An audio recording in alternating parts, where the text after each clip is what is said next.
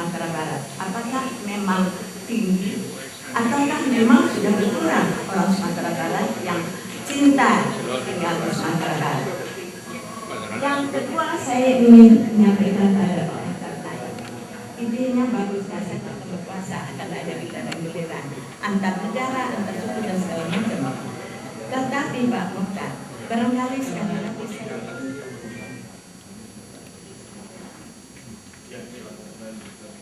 terima kasih atas semua pertanyaan, saran, pendapat. Justru memang saat sekaranglah kita harus bangkit. Kita sadar bahwa masa lalu pendiri negara kita ini banyak dari orang Minang. Pada periode-periode yang lalu banyak menteri-menteri dari Minang. Tak satu pun yang datang. Ya, jadi artinya kerja keras panitia kita hargai. Tapi kenapa? Nah ini mungkin kita harus ulang bersama-sama ya, termasuk pemuda kita. Kenapa bisa tidak ada orang-orang tua kita yang berada di Sumatera Barat, sementara kita ini memikirkan Sumatera Barat di sini, kampung halaman kita. Ibaratnya kita di luar melihat di sana bagaimana? Kok tidak ada kata berjawab, gayung bersambut ya. Jadi untuk adik muda kita sudah berusaha. Panitia sudah berusaha untuk menghadirkan. Dari Dewan Dakwah. Iya, dari Dewan Dakwah. Iya, ya. Jadi pemerintah daerah maksudnya. Karena walau bagaimanapun pemerintah daerah dan kita yang bersama-sama ya. Kemudian mengenai sekolah ya. Sekolah itu memang kebetulan. Saya berasal dari Kabupaten Agam. Jadi karena di sana kewalahan, dijadikanlah saya penasehat dari pimpinan daerah Muhammadiyah Sumatera Barat. Ada kebetulan dulu orang tua saya memang aktif, tapi beliau sekarang tidak ada, sudah tidak ada, sehingga saya diminta oleh orang-orang tua di sana. Di situ ada yang mewakafkan tanah ya untuk mendirikan rumah sakit, ada yang mewakafkan tanah untuk mendirikan universitas perguruan tinggi. Tapi sudah berupaya, cuma satu kali ada zakat ya, hibah. Kemudian untuk mencari uangnya sulit ya. Nah kemudian tadi saya sebutkan mengenai Universitas Muhammadiyah Sumatera Barat, itu sempat memang kosong mahasiswanya. Mungkin karena kepercayaan orang kita yang ada di sana pun pada negeri kita sudah berkurang. Kalau sebab nanti kita cari sebabnya bersama-sama. Mereka lebih senang menyekolahkan ke Jakarta, ke Bandung, ke Surabaya, ya, ke Semarang dan lain-lainnya. Sehingga sekolah yang ada di negeri kita kosong. Oleh karena itulah waktu itu rektornya, kebetulan saya di MPKU Pimpinan Pusat Muhammadiyah, jadi saya anggota di sana. Jadi akhirnya rektor meminta kepada semua pengurus kabupaten kota untuk mengirimkan setiap tahun 2 orang yang benar-benar miskin, yang benar-benar berupaya bersama-sama. Memang sulit karena memang PT itu nggak ada ado di kampung bawah. PT, ya. Mereka mengurus ilmu ini kan terlalu PT. Nah, PT itu nggak ado. Tapi mungkin kalau awal ya bersama-sama nanti itu semua bisa kita atasi. Karena kalau Bapak lihat pula apa yang kata Pak Basri Mangun, zakat. Kalau kita bisa mengeluarkan zakat dari yang kita punya, insya Allah kita bisa tolong mereka. Ya, karena yang patut kita tolong dari zakat kita pribadi dulu. Ya, itu kalau menurut saya, karena juga akhirnya saya berusaha menghimbau orang-orang terdekat untuk bagaimana mahasiswa yang sudah 50 orang ini sejak pengurusnya tidak ada, cari zakat ke Basnas provinsi, ke Basnas kabupaten, ya sekali mau dikasih ke pimpinan pusat cari zakat. Kita sama-sama mengajukan proposal, cari uang untuk biaya kuliah mahasiswa tadi. Ya, jadi memang ada perjanjian, kalau mereka sudah tamat kuliah mereka akan kembali ke kabupaten masing-masing. Nah mungkin ini salah satu yang bisa kita dengan kita. Tentu harus sama-sama nambah piti keluar kan gitu, ya. Kok orang-orang nambah piti yang tidak siapkan. Justru itu Bu, untuk menciptakan seminar sehari ini sudah luar biasa. Ya karena saya tahu bagaimana di dalam panitia, bagaimana Pak Amri Munir sampai sudah Amri Ajis sudah sakit kepalanya, Pak Caniago sakit pula kepala kan.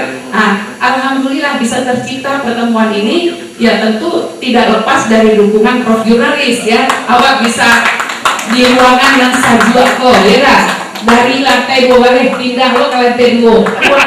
Awak nama, ado di situ kesadungan. Ya. Nah, jadi kemudian kalau masalah secara nasional, Ambut Sari yang Sumatera Barat, Ambut Sari yang kabupaten kota di negara Ambut, yang negara Jawa, Sadiah mencarinya. Itulah yang harus dibenahi oleh Bundo Kandung. Ambo mangkungnya mau karena ikui di situ di Gemuminan di Bundo Panduang Ambut Sari. Mari awak bangun negara Jawa. Kalau awak sadari sebenarnya hancur daerah awak. Ambo paling ke Junjung, batu bara sedang truk dibawa ke luar negeri. Itu kecil Ambo kata orang dari kebetulan Ambo lahir dan besar di Jakarta. Bu, jadi, maaf Bu, ya. itu pitihnya tadi dibawa dari Bunda Putri barangkali enggak?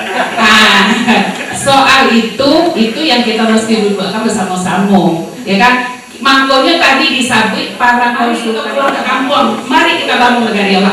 Mungkin itu saja Pak. Terima kasih. Bagus. Selanjutnya komentar. Saudara Rian, sebagai wakil generasi muda, nanti mengangkatkan permasalahan peranan pemuda dalam masyarakat Minangkabau. Nah, tapi saya juga menambahkan satu pertanyaan. Kalau memang kita akan mengangkatkan konsep KPSSBK, lalu melengkapi dengan yang disamakan dengan TTS, hukum tiga sejarah ini ulama cek pandai. Namanya yang lima letaknya pemuda dan wanita juga. Kalau kita balik ke belakang, mungkin secara adat ada tempat yang khusus diberikan kepada wanita. Tapi kini kau yang lima diletakkan wanita dan waktunya lah kita semua ini coba sama-sama perhatikan. Dan kalau perlu membangun kembali konsep KPSSBK itu yang sesuai dengan masa sekarang. Tidak mungkin wanita tidak dimasukkan ke dalam, sebagaimana juga tidak mungkin pemuda tidak masuk. Sebagai apa ya? Kalau dulu yang namanya pemuda itu adalah yang mengatur dan keamanan negara, baik pagar negara. Pemuda itu adalah baik pagar negara. Jadi jelas fungsi dan peranan mereka itu. Tapi harus sekarang gimana mereka? Nah, ini harus perlu kita dudukkan. Juga begitu dengan wanita ini. Jadi apakah memang Bundo Kandung? Kan Bundo Kandung itu siapa? Apakah semua wanita itu adalah Bundo Kandung? Saya jawab itu. Apakah semua wanita itu Bundo Kandung? Atau hanya wanita-wanita tertentu saja yang cenderung sebagai pemimpin dalam masyarakat yang mereka baru mereka dinamakan dengan Bundo Kandung? Atau seperti kecenderungan sekarang ini, Bundo Kandung telah dideret diarahkan kepada istri-istri pejabat. Jadi kalau dia istri pejabat, dia Bundo Kandung. Nah, kalau konsep wanita dan pemuda tadi sudah kita dudukkan, maka sendirinya peranan mereka itu akan terlihat. Ya, tinggal kita menyusun strategi yang lain kita lakukan.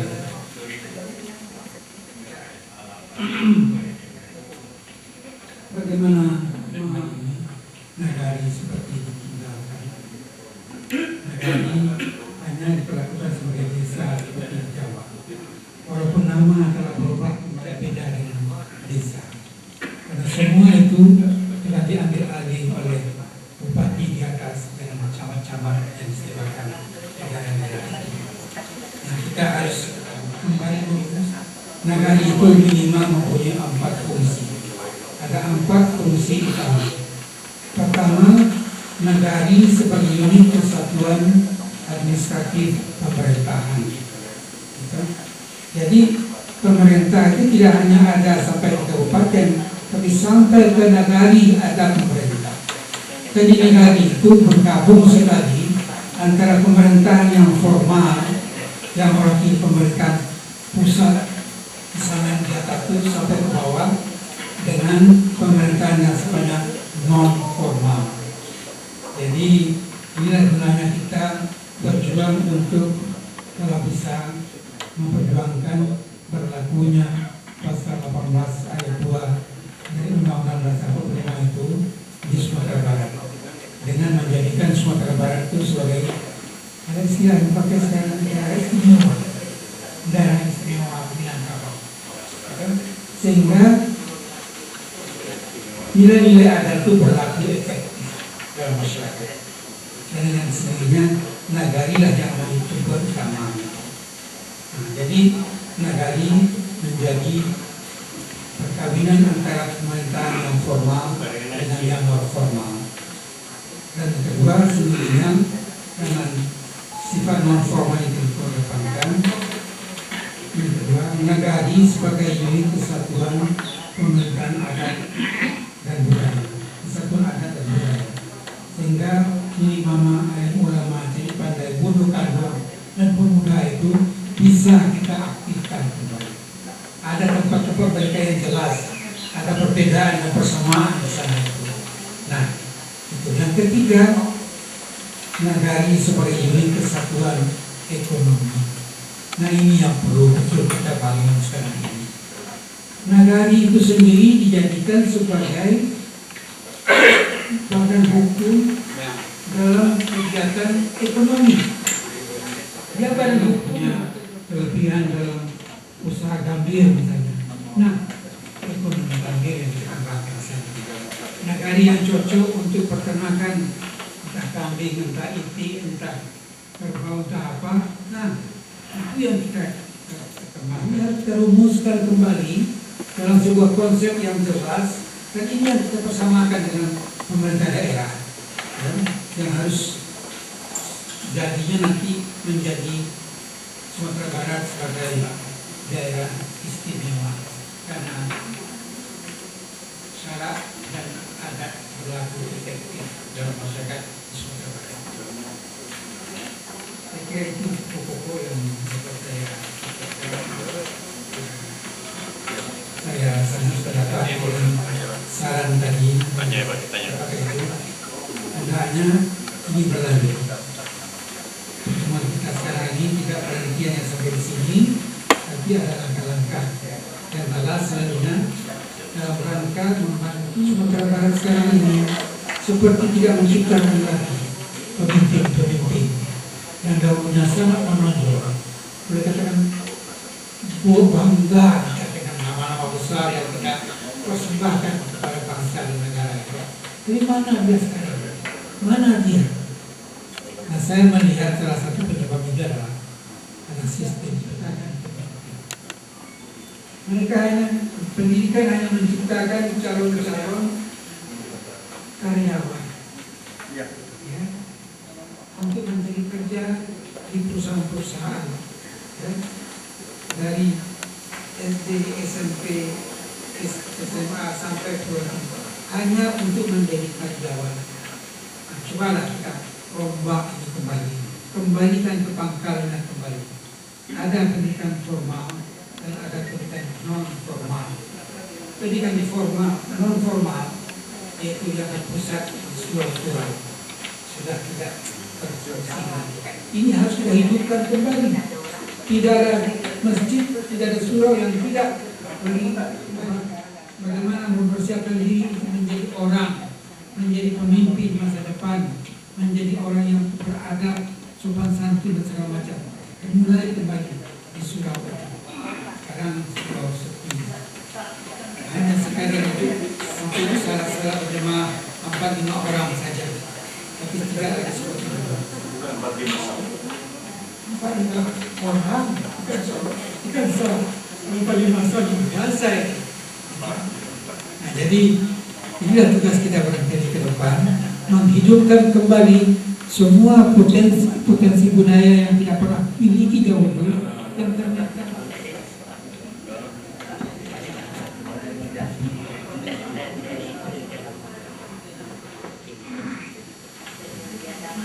sebelum beliau bicara, awal mula sistem pendidikan kita di zaman Belanda menciptakan para pegawai untuk bekerja di organisasi pemerintahan di Belanda. Hingga sekarang pun tadi Prof. Mokhtar mengatakan sasarannya begitu, masih begitu. Maka itu ketika pembahasan kurikulum 2013 itu agak dibuka secara tidak langsung bahwa pendekatan pendidikan memang harus dirubah. Tidak lagi menciptakan para tukang, tapi menciptakan para pekerja. Alhamdulillah, syukurlah, wassalamualaikum yang saya muliakan, saya hormati, saya akan hadir para orang tua kami persis seperti yang saya saksikan sekarang ini. Jadi terima kasih undangannya Bapak. Perspektif saya adalah menarik sekali karena komunitas Sumatera Barat menggagas sebuah kegiatan yang hemat saya sangat proaktif ya, karena memang mau tidak mau ini pasti akan menjadi persoalan semua bangsa Indonesia. Tapi dengan adanya persiapan antisipatif seperti ini, itu artinya akan memberikan penyiapan diri lebih siap nanti dalam menghadapi kenyataan. Sebenarnya kenyataan itu juga sudah ada sekarang ini. Kita seringkali mengatakan bahwa nanti akan datang. Ya, masa depan itu datang lebih awal melampaui waktu persiapan mental kita, bahkan menurut Toffler dulu ya, membayangkan bahwa 50 tahun akan datang. Tapi ternyata tidak sampai 50 tahun akan datang. Masa depan itu sudah datang lebih awal daripada prediksinya Alvin Toffler. Nah, ini membuat kita itu serba shock. Jadi multiple shock bahkan. Jadi multiple shock itu artinya bukan hanya shock budaya seperti yang digambarkan oleh Toffler, tapi juga theological shock. Nah, ini aneh, theological shock itu artinya begini. Mazhab atau aliran mazhab teologi kita itu di Indonesia mayoritas Asy'ari. Asy'ari itu hanya satu tingkat di atas Jabariyah. Ya. Tiba-tiba datang teologi baru, keadaan baru, pasca sarjana hingga UI seluruh Indonesia, kehadiran Profesor Nasution ini menjadi faktor yang luar biasa. Kehadiran IAIN, UIN yang membuat sistem teologi di Indonesia ini tidak lagi beranak tangga. 2 lapis lebih liberal daripada Mu'tazilah. Ini dahsyat ini. Liputan yang dilakukan oleh Indonesia melampaui negara-negara Islam yang lain. Tidak ada perkembangan teologi yang sedahsyat dilewati atau mungkin pernah dilewati tapi sepintas lalu. Di atas teologi Asy'ari itu kan ada teologi Maturidi. Maturidi itu terbagi 2. Kemudian datang teologinya Muhammad Abu yang sangat rasional itu, 2 lapis di atasnya Mu'tazilah.